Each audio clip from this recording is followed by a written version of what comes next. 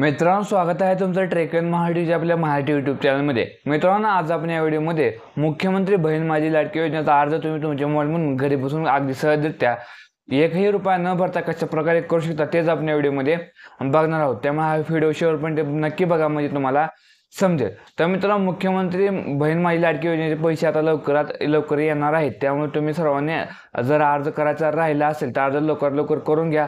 तो अर्ज तुमच्या मोबाईलवरून कशा प्रकारे करायचा तेच आपण या व्हिडिओमध्ये बघणार आहोत। तर मित्रांनो, तुम्हाला काय करायचं, तुमच्या मोबाईलमधून तुम्ही अर्ज करू शकता। तर तुम्हाला काय करायचं, तुमचे डॉक्युमेंट सगळे तयार ठेवायचे। मी याच्या आधी जो व्हिडिओ बनवून सांगितलं होतं त्यामध्ये डॉक्युमेंट सांगितले आहेत, ते डॉक्युमेंट तुम्हाला तयार करायचे आहे आणि एक हमीपत्र सुद्धा लागणार आहे। त्या हमीपत्राची लिंक मी तुम्हाला डिस्क्रिप्शन बॉक्समध्ये आणि कमेंट बॉक्समध्ये दिलेली आहे। तिथे जाऊन तुम्ही ते हमीपत्र डाउनलोड करा। डाउनलोड केल्यानंतर ते हमीपत्र तुम्ही नेट कॅफेमध्ये जाऊन तुम्ही प्रिंट करून आणायचं आहे आणि प्रिंट केल्यानंतर त्याच्यावर जी काय माहिती आहे ती भरून तुमची सिग्नेचर करून तुम्हाला ते रेडी ठेवायचं आहे। आता काय करायचं, तुम्हाला तुमच्या मोबाईलचा प्ले स्टोर ओपन करून घ्यायचा आहे। प्ले स्टोर ओपन केल्यानंतर तुम्हाला तिथे नारी शक्ती दूत हे ॲप्लिकेशन आहे, या ॲप्लिकेशनवर तुम्हाला सर्च करायचं आहे। हे ॲप्लिकेशन सर्च केल्यानंतर हे ॲप्लिकेशन तुम्हाला परत इन्स्टॉल करण्याचं एक ऑप्शन येईल, ते इन्स्टॉल ऑप्शनवर क्लिक करून हे ॲप्लिकेशन तुमच्या मोबाईलमध्ये इन्स्टॉल करून घ्यायचे आहे। आता बाकीची प्रोसेस मी तुम्हाला माझ्या मोबाईल स्क्रीनवर नेतो आणि दाखवतो। मित्रांनो, तुम्हाला प्ले स्टोरवर जायचं आहे आणि प्ले स्टोरवर गेल्यानंतर तुम्हाला नारी शक्ती दूत हे ॲप्लिकेशन सर्च करून घ्यायचे आहे।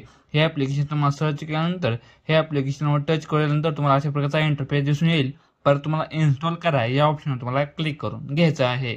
इन्स्टॉल केल्यानंतर अशा प्रकारचा इंटरफेस दिसून येईल, तुम्ही इथे बघू शकता। परत तुम्हाला इथे बाणाचा ऑप्शन आहे, या ऑप्शन तुम्हाला क्लिक करून घ्यायचा आहे। अशा प्रकारे तुम्ही बघू शकता, अशा प्रकारे तुम्हाला बाणाच्या ऑप्शनवर क्लिक करून घ्यायचं आहे।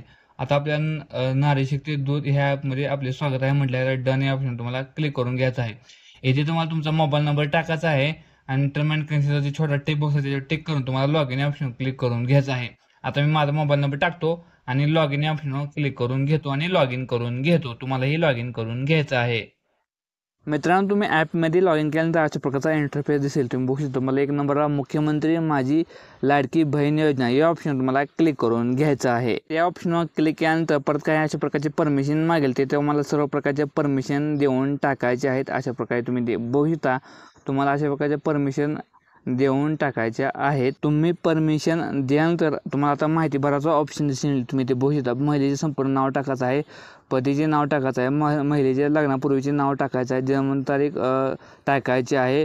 तुम्ही बघू शकता, अर्जाचा संपूर्ण पत्ता टाकायचा आहे, जिल्हा टाकायचा आहे, गाव शहर टाकायचं आहे, ग्रामपंचायत नगरपंचायत नगरपालिका जे आहे ते सिलेक्ट करायचं आहे। खाली तुम्हाला दिसेल पिनकोड दिसेल, ते पिनकोड तुम्हाला टाकून घ्यायचा आहे आणि खाली स्क्रोल करत जायचं आहे। परत तुम्ही पिनकोड टाकल्यानंतर मोबाईल क्रमांक टाकायचा आहे, आधार क्रमांक टाकायचा आहे। ते तुम्हाला विचारायचं असण्याचे इतर विभागामार्फत राबविण्यात येणार तुम्ही योजनेचा लाभ घेत आहात का, म्हणजे PM किसान वगैरे जे आहे ते तुम्हाला सिलेक्ट करून घ्यायचे, होय नाही ते आहे ते सिलेक्ट करून घ्यायचं आहे। विभागने ह्या योजनेमध्ये ऑटोमॅटिक सिलेक्ट केलेलं आहे, मुख्यमंत्री माझी बहीण लाडकी योजना ही सिलेक्ट झाली आहे, ते तुम्हाला काही करायची गरज नाही।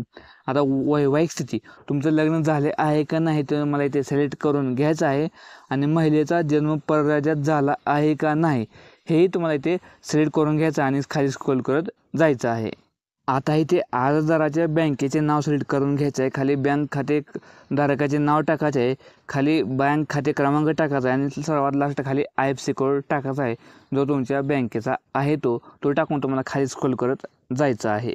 परत बँक डिटेलच्या खाली तुम्हाला विचारले आहे तुमचे आधार कार्ड बँक अकाउंटची लिंक आहे का नाही, तुम्हाला ते सिलेक्ट करून घ्यायचं आहे। खाली परत आधार कार्डचा फोटो अपलोड करायचा आहे, आदिवासी प्रमाणपत्र म्हणजे रहिवासी म्हणजे डोमिसाईल सर्टिफिकेट, जन्माचं प्रमाणपत्र किंवा शाळेचा दाखला अपलोड करायचा आहे, उत्पन्न प्रमाणपत्र पिवळे किंवा रेशन कार्ड केसरी रेशन कार्ड आहे ते तुम्हाला अपलोड करायचे आहे, अर्जदाराचे हमीपत्र तिथे अपलोड करायचे, बँक पासबुक तिथे अपलोड करायचे आहे, महिलेचा जन्म परराज्यात असल्यास पतीचे कागदपत्र ते तुम्हाला म्हणजे ते काय ऑर आहेत, जर परराज्यात जन्म झाला असेल तर ती गोष्ट आहे ती, आणि अर्जाचा फोटो अपलोड करायचा आहे आणि टर्म अँड कंडिशनचा छोटा टिक बॉक्स आहे तो तुम्हाला त्याच्यावर टिक करून माहिती जतन करा ऑप्शन क्लिक करायचा, परत मोबाईल नंबर तुमच्या OTP येईल, तो OTP टाकून तुम्हाला तुमचा अर्ज सबमिट करायचा आहे। तर मित्रांनो, हा व्हिडिओ तुम्हाला कसा वाटला आम्हाला कमेंटमध्ये नक्की सांगा। व्हिडिओ आवडला तर व्हिडिओला लाईक करा आणि अशीच माहिती पण व्हिडिओ पाहण्यासाठी आताच आपले trek in Marathi YouTube channel subscribe करायला आणि बेल आयकॉन प्रेस करायला विसरू नका। मित्रांनो, भेटूया पुढल्या नवीन माहिती पण व्हिडिओमध्ये, तोपर्यंत धन्यवाद।